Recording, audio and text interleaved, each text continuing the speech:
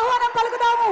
Inviting on stage the Guinness book of world record holder Brahmanandam garu. Padmashri Brahmanandam గారికి స్వాగతం. దయాకర్ రావు గారు బొకేని అందిస్తూ ఉన్నారు.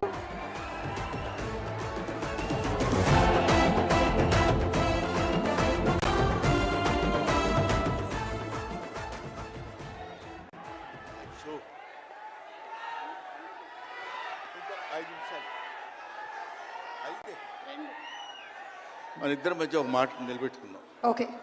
ఏమండి, ఈవిడేమో నన్ను 2 నిమిషాలు మాట్లాడమంది,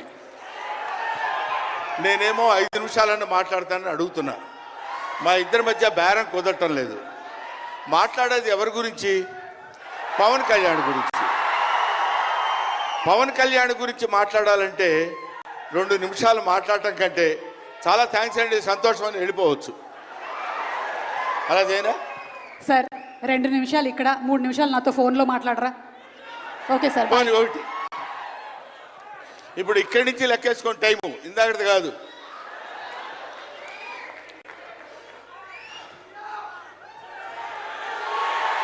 ఇక్కడ వాళ్ళు అలాగే అంటారు కానీ నేను 15 నిమిషాలు తీసుకుంటా టైం. నా సంగతి నాకు తెలుసు. పవన్ కళ్యాణ్ గారి గురించి నేను ప్రత్యేకంగా చెప్పాల్సిన అవసరం లేదు. ఆయన మానవత్వం పరిమళించిన మంచి మనిషి. ఎంత గొప్పవాడంటే చాలా గొప్పవాడు అని చెప్పడానికి మాత్రమే మనకు చేతనవుతుంది.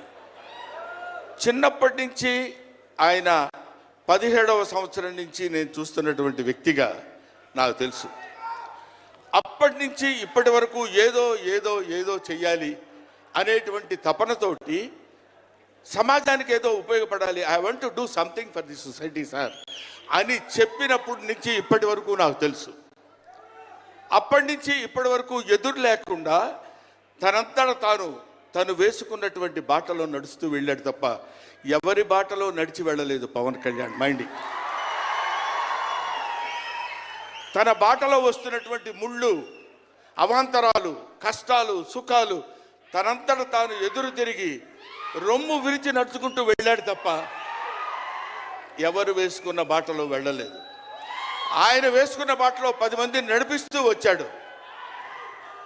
ఒక్క మాటలో చెప్పాలంటే ఆయన ఒక స్వయం శిల్పి, తన్ను తాను చెక్కుకున్నటువంటి శిల్పి.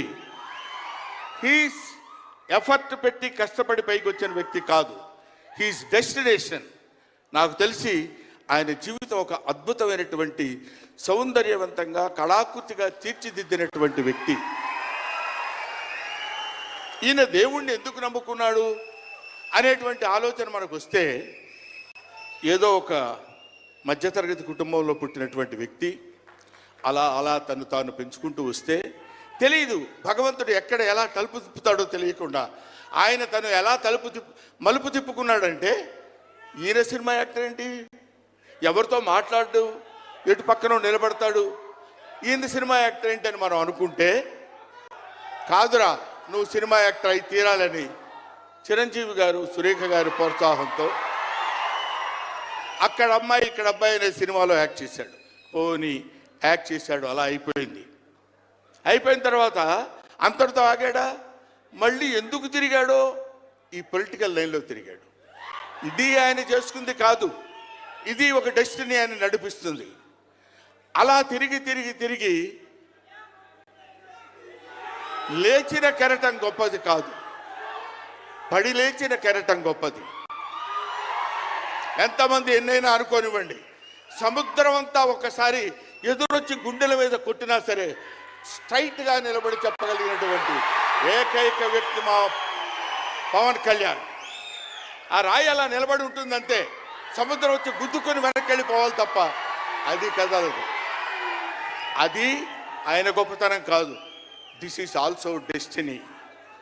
ఆయన అలా రుచించబడ్డ అటువంటి వ్యక్తి ఇన్ని అవమానాలు, ఇన్ని భయంకరమైన సిచ్యువేషన్ అంతా తిరగబడి ఈయన మినిస్టరా, ఈయన డిప్యూటీ సీఎం, ఇది ఆయన గొప్పతనం కాదు. This is also destiny. ఇదంతా ఆయన నమ్ముకున్నటువంటి పరమేశ్వరుడు లిఖించినటువంటి ఒక అద్భుతమైనటువంటి సిచ్యువేషన్ అయింది.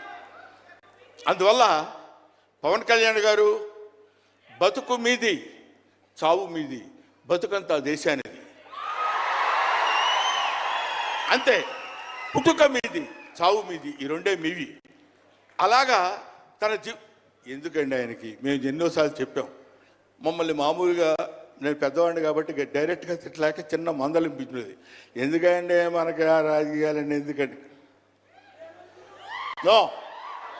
ఎప్పుడైతే మూర్ఖత్వం అనే పదం మనం వాడతాం, కానీ మూర్ఖత్వానికి ఇంకో పదం ఏంటంటే పట్టుదల. పట్టుదల ఉంటే ఏదైనా చేయగలం. నువ్వు నా దగ్గరికి రావద్దు సుమా,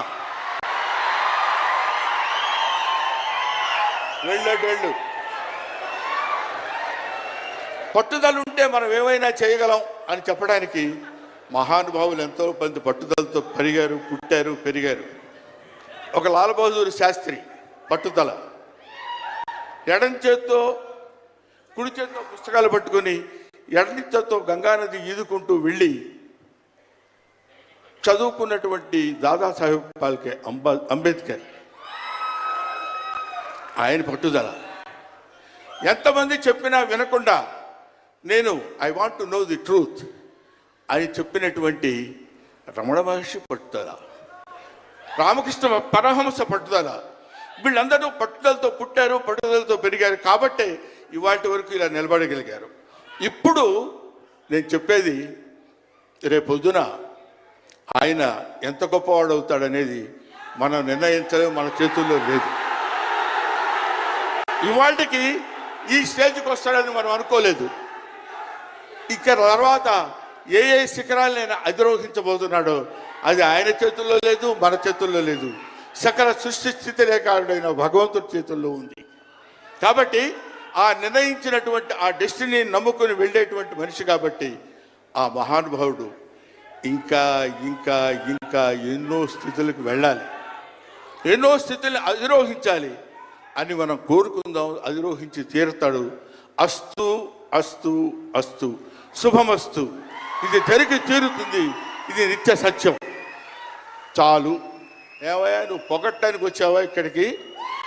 పవన్ కళ్యాణ్ గురించి చెప్పడానికి వచ్చావా, లేకపోతే ఆయన గురించి గొప్పగా చెప్పడానికి, ఆయన పొగట్టడానికి వచ్చావా అనుకోవచ్చు.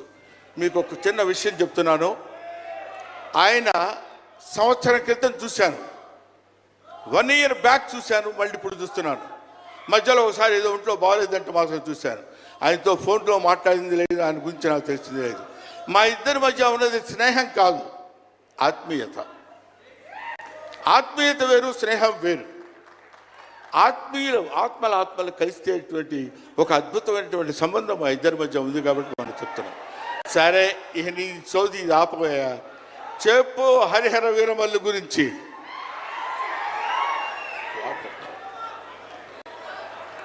హరిహర వీరమల్లు ఇందాక తమ్ముడు భరణి చెప్పినట్టు, శివుడు ఒక్కడొస్తేనే, శివతాండవం చేస్తే 14 లోకాలు దద్దరిల్లిపోతాయని చెప్తారు. అవునా?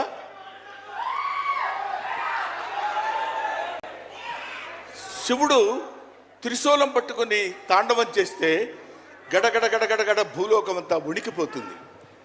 అటువంటి శివుడు వస్తున్నాడు. విష్ణుమూర్తి సుదర్శనాన్ని వదిలితే ఎంతో మంది శిశుపాలు నుండి సంహరించగలిగిన శక్తి ఉంది అతనికి. ఒకడు హరుడు, ఒకడు హరి. విష్ణుమూర్తి శివుడు వీళ్ళిద్దరూ కలిసి వస్తున్నాడు. హరిహర వీరమల్లు పేరుతో వచ్చినటువంటి హరిహర.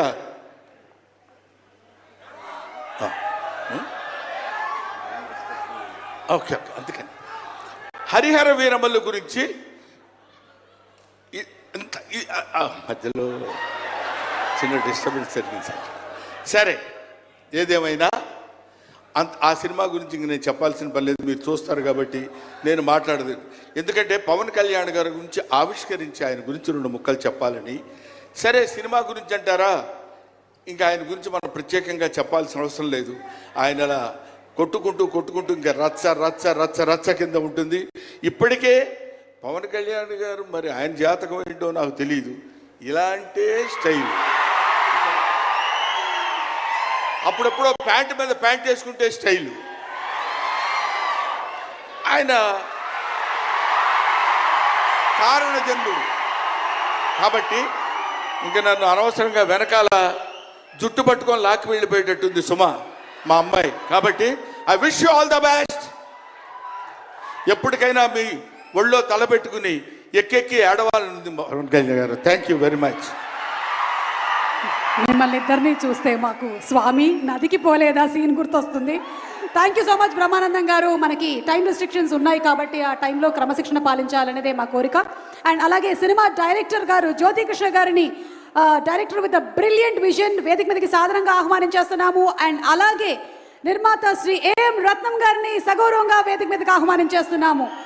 మన ఇండియన్ ఫిల్మ్స్ గర్వించేటువంటి సినిమాల్ని అందించినటువంటి నిర్మాత, కర్తవ్యం, భారతీయుడు, ఖుషి, బంగారం, ఇలా చెప్పుకుంటూ పోతే ఎన్నో బ్యూటిఫుల్ ఫిల్మ్స్ని మనకి అందించినటువంటి నిర్మాత ఏఎం రత్నం గారికి మరొక సక్సెస్ రావాలి అని మనస్ఫూర్తిగా కోరుకుంటూ డైరెక్టర్ జ్యోతికృష్ణ గారిని అండ్ అలాగే నాన్నగారిని వేదిక మీదకి సాధారణంగా ఆహ్వానించేస్తున్నాము.